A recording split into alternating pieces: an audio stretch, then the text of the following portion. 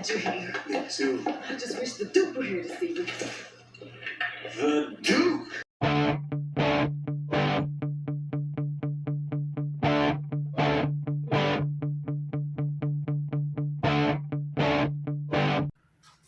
Hello YouTube, this is the Duke coming at you with another amazing old school bike build video. It is Monday night, the 17th of November 2025, and tonight's featured presentation is what the boop is DsBMX. Yes guys, you heard me correct, DsBMX. I've been reading the blogs on several websites for the past couple of years about what is DsBMX. A lot of people think it means design specific by manufacturer, that all the bike manufacturers of the 1980s, when they went overseas to Taiwan, gave their blueprints to this mysterious company that nobody knows about, and they secretly manufactured all of these amazing bikes off their blueprints. So it must mean design specific by manufacturer. Well, guys, the truth of the matter is it does not mean that at all. What does it mean? How could you say such a thing? I'm going to fill you in on a little secret. It means Dodson Bicycle and Machinery. And they're still in business, people, making bikes today. Yes, they have been around for over 50 years. And you're going to be amazed at some of the bikes that these people manufacture. And guess what? I've got one right here in the Duke's collection that I'm going to show you the stamp on the bottom bracket. And from now on, whenever you're out there hunting down those big name brands that all went to Taiwan and you see DsBM, you guys will know exactly what it means. So what bike frames did DS manufacture? Oh, you're going to be surprised to hear this. Here's a few just off the top of my head. They made the 85 Redline 500A. Yes, Redline went to Taiwan, I believe, in 84 and 85. Good news for you guys if you have the Pro line or the MX2. Those were the American-made bikes that bring the premium. The 500As and the 500Bs are not worth much because those are the Taiwanese Redlines, and not many of the collectors want them. But be careful, because somebody can take off the decals on that bike and throw some MX2 decals on there or Proline decals on there and get 2 or 3 times of what that bike is really worth. The Torker 2, the Haro Master, and the RL Osborne Pro. All those twin tubes were made in the same DS factory. I've said this before, and I'm going to show you an example right here to prove to you that I'm right. Cycle Pro Norco, the GT Pro Performer. Yes, folks, the GT Pro Performer was made in Taiwan at the DS factory. Man, we just talked about the GT Pro being made at Koizumi in Japan. Yes, GT made them at several factories. The Nora Cups were all made in Santa Ana. Those are the Santa Ana Pros that we talk about. And then they decided my Tommy Boy shirt, I'm wearing it tonight. Man, what a movie. I miss Farley. He was something else.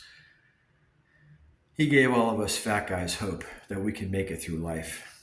So back to GT. Yes, they made at Koizumi.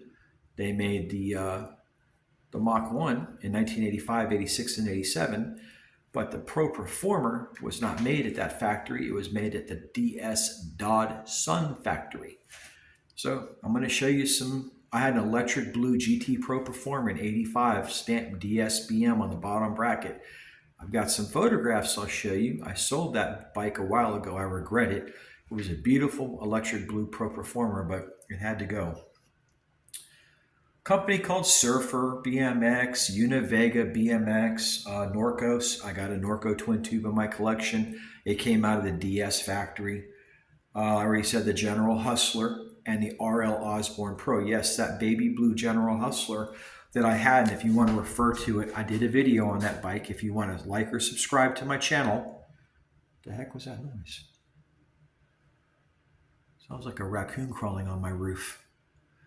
Anyways, guys, if you refer back to my video catalog and subscribe to my channel, you'll see that I did a specific video on the 1986 General Hustler Fred Blood in Maui or Baby Blue, whatever you want to call it. And that was a DS bike.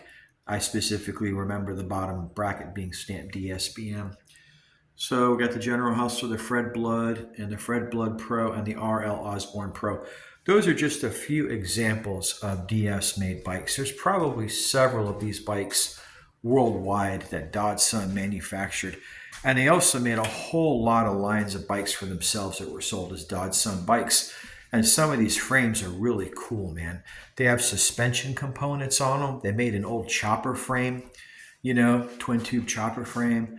The Surfer BMX bike is a beautiful bike. And these are quality frames. These are Taiwanese frames. And I told you in my video, I believe the third video I did, number 3, I was talking about when this Torker bike went over to the Dodson factory.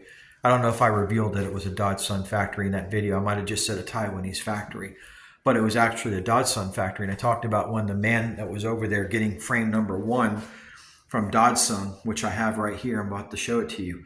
When he went over there to get this particular bike, I didn't reveal it was a Dodson factory, but at the same time, he saw the guys from Rutherford, New Jersey that ran General. Those guys were over there as well, making a contract to have DS manufacture their frames. I don't know if Generals were ever manufactured in New Jersey. I don't know much about the General BMX brand. I know that there's people who've done videos on them. I know Mossy does deep dives and all his nice segments he does about bikes, and he spends a lot of time doing research on that brand. I think he did one on General, and if he hasn't, maybe he's going to. I like to watch his channel. He's pretty accurate with his information for what he gathers from the research that he does, but nobody's been able to really pinpoint where those bikes were made. I know where they were made. They were made at the DS plant, Dodson plant. I don't think any of them were ever manufactured in New Jersey. I think these guys went overseas and they made the bike, and the people that I've talked to have actually seen all these bikes being made in the same factory side by side. So no, the DS General Hustler, which is a poor man's copy of the GT Pro Performer, were not the same bikes. The GT Pro Performer was specifically made with 4130 chromoly, and the General Hustler was probably some sort of high tan or mild steel. I do not think it was chromoly, because I specifically remember the bike seemed to be a little bit heavier than GT, but I might be wrong. It may be a chromoly frame. I do not know enough about it to honestly say whether it's a chromoly frame or whether it was mild steel. I do know that I do recall several times picking that bike up, and it was heavier than the GT Pro Performer. Not to say the GT Pro Performer is a light bike. It is not. They are both very heavy bikes. So I could be wrong. Maybe they were both chromoly 4130. Let's take a look at the one DS bike I still have in my collection, which is my 1985 Torker 2. This is the freestyle version of the Torker original race bike that was stretched out. And if you've not seen my video on the Torker, I just put it on last week. Pull up my twin tube video. I did the twin tube trifecta where I show all 3 of my twin tubes, and I did one specifically just on this Torker. And I talk about how this was made the same factory as the Haro Master, and it was the DS factory. And I'm going to show you what to look for in the bottom bracket if you have a DS bike. All right, but guys, so you know this bike. You've just never seen it inverted. It is inverted, as Tom Cruise would have said in Top Gun back in '86. And from the bottom, she looks just as good as from the top. Now, I'm not going to show you guys my serial number because I don't want you guys to, the crooks out there, to see this video to make this, but there is the DS stamp. And that should show up.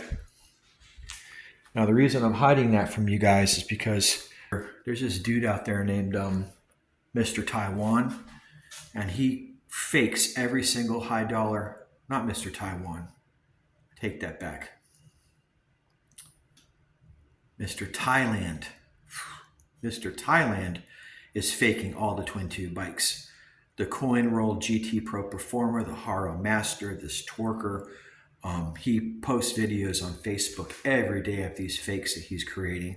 And, you know, I don't have a problem with that because he's not making them 100% accurate. Like, for example, on this particular bike, differentiates this model from the Haro is that Bob's flares out more on the Haro. You know, the Master has a flare in the rear and a platform. They don't have that. The difference on the General Hustler Pro is that you'll have a U on the back of that bottom bracket, which this one doesn't have. Little things like that differentiate it. The front gusset on the Haro has a chevron stamp on there. On the Torquer, it does not.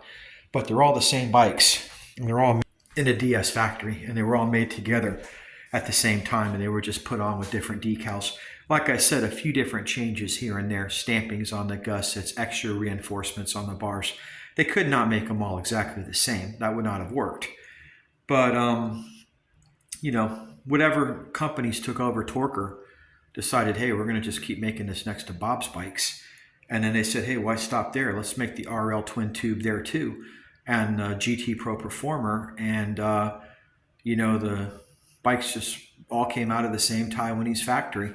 You can see some videos on YouTube of these bikes back in the day. I said this twin tube Norco came from there, and the Univega, both Canadian brands. The Supercycle came from there as well. And I think as far as my collection goes, that's the only DS bikes I have. No, that Trickstar came from Koizumi, the pink one in Japan. I just did a video on Koizumi BMX. Watch it. That Trickstar came from Koizumi. And the FS1 Mongoose, I thought that came from Koizumi. I was wrong. That's a DS stamp frame as well. This FS1 also, Mongoose FS1, came from that same factory, the Dodson factory. The Dodson factory put out some really nice bikes. The bottom line is a lot of the nice bikes from 85, 86, 87, and 88, all the way through the early 90s, came out of these factories. And yeah, so I wanted to just set the record straight on that. And I'm going to put some pictures up at the end of this video. I'm going to show you the frames and the frame stampings and all the red lines that they made and the GT Pro Performer that they made. And you've already seen the physical Torquer here that they made. And I'm sure if you've got a Haro and you check the bottom bracket on that bike, it's probably going to be stamped DS too. And if you've got a GT Pro Performer, I can almost guarantee if you've got a stamp on the bottom bracket, not on the rear dropout, it's going to have a DS stamping on it too. Because mine did. My Electric Blue 86, I believe it had it. So guys, that was just a quick video that I was going to do for you guys about WTF, what the, you know what, heck, is Dodson. Dodson. Not Danielson, Dodson. Danielson is wax on, wax off.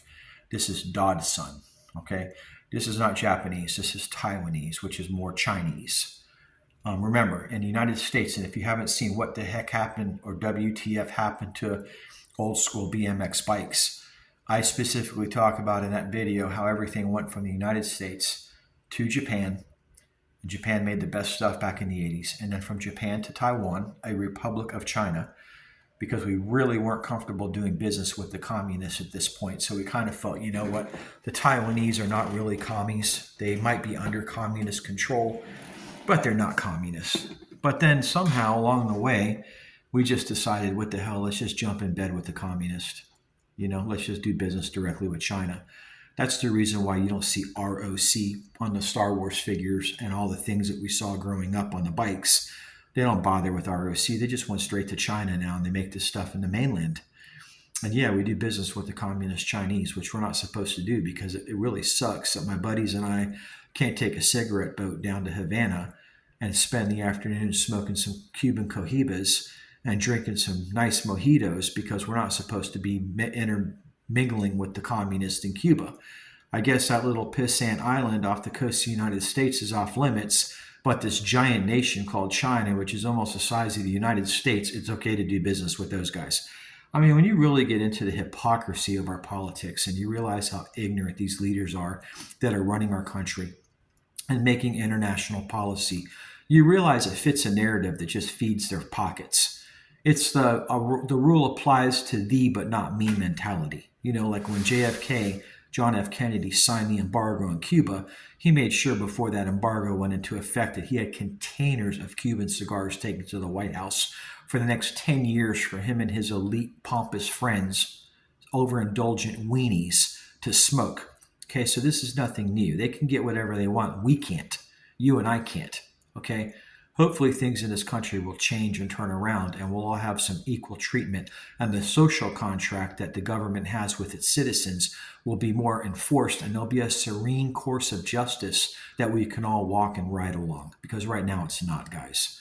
And proof of that is the people in Cuba are living like total garbage. If you watch videos on YouTube of the poor Cubans, it's under Trump's policy as well. We don't do business with Cuba, but Trump's completely okay with admitting thousands of Chinese kids into our universities because, according to him, we don't have smart enough children to build lithium batteries and work in high-tech jobs. It's funny because my little girl scored so high on the ASVAB that they wanted to put her in a submarine working on a nuclear reactor. Okay, so I'm sure that if my daughter's capable of working in a sub on a nuclear reactor, we have American kids that can build lithium batteries, and we don't need to worry about guidance systems for missiles because Honeywell invented that back in the 50s and 60s with beam rider technology and infrared. We're the ones that made this. We're the ones that put a man on the moon. I don't know why the president says remarks that are so ignorant like that, but it's not true. Don't listen to him. American kids need to be the first ones that go to American colleges, not Pakistanians, not Chinese, and not kids from emerging countries.